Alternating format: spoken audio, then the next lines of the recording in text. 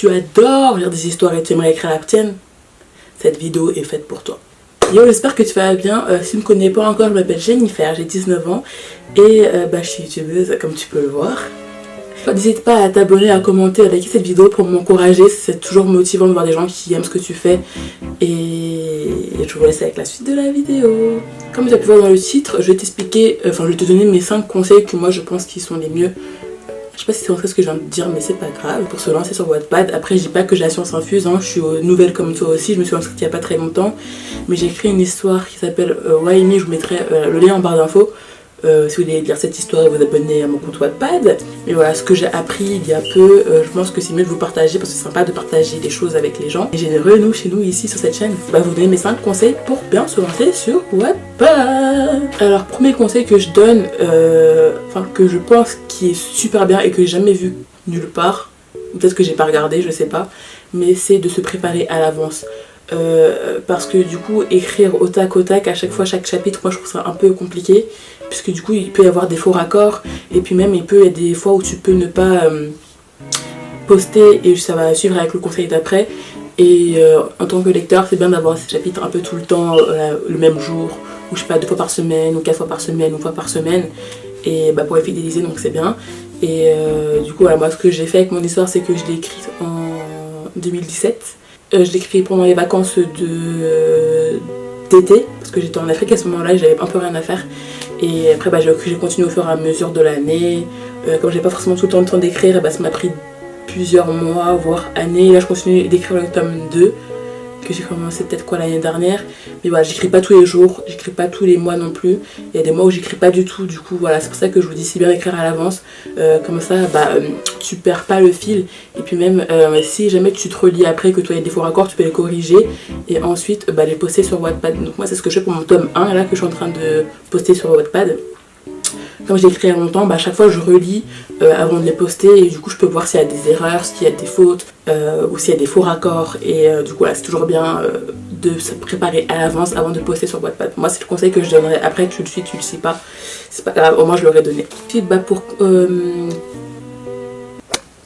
continuer, c'est pas le mot que je cherche, mais en gros pour continuer sur le conseil d'avant, c'est de poster plus régulièrement.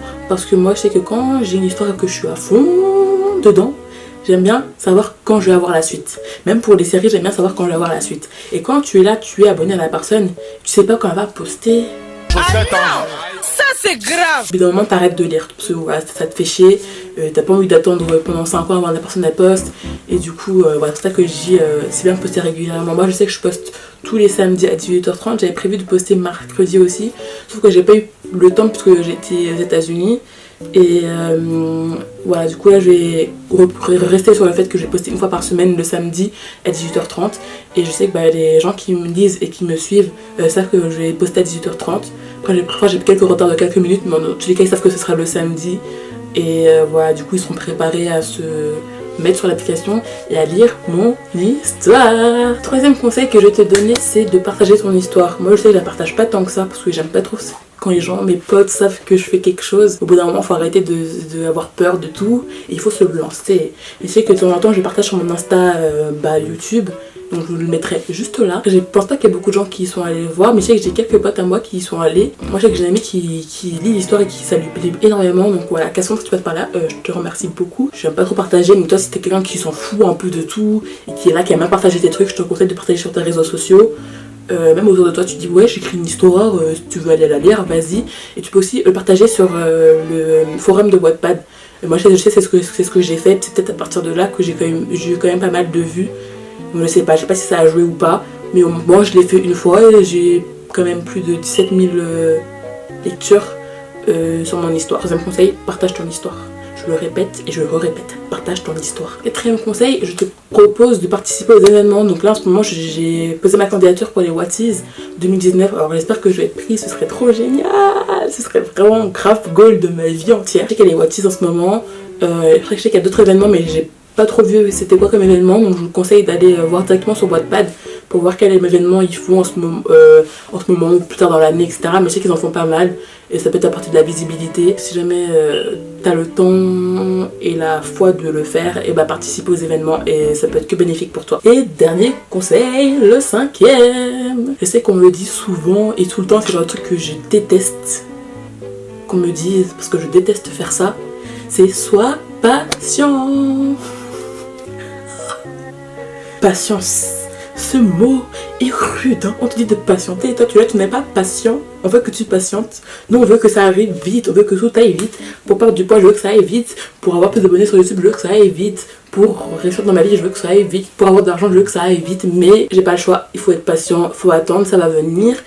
Si ce que tu fais, ça te plaît et que tu le fais bien, ça va venir forcément. Moi je sais que mon histoire je l'adore, j'en ai fait 3 et c'est vraiment celle dans laquelle je suis la plus fière, mais vraiment je l'aime trop cette histoire et je pense que ça se ressent quand tu aimes ce que tu fais et bah c'est bénéfique pour toi. Je sais qu'au départ sur YouTube j'aimais pas trop ce que je faisais et là je pense que j'aime bien ce que je fais, j'ai trouvé ma voie à peu près, donc peut-être que ça sera bénéfique pour moi dans l'avenir, qui sait, c'est Dieu qui le dira, mais voilà, dans les conseils c'est vraiment sois patient parce que tout vient à point, à qui c'est attendre, comme dirait ma mère. La vidéo est terminée, je t'ai donné mes 5 conseils pour commencer sur Wattpad. Si tu as d'autres conseils, n'hésite pas à les dire en barre d'infos. Si tu n'as encore rien à faire après cette vidéo, je te conseille d'aller voir mes autres vidéos, je vous le mettrai dans le petit qui est là je crois. Et puis je me trompe pas, je crois que je me trompe dans toutes mes vidéos. Je te fais gros bisous, porte-toi bien et à très bientôt.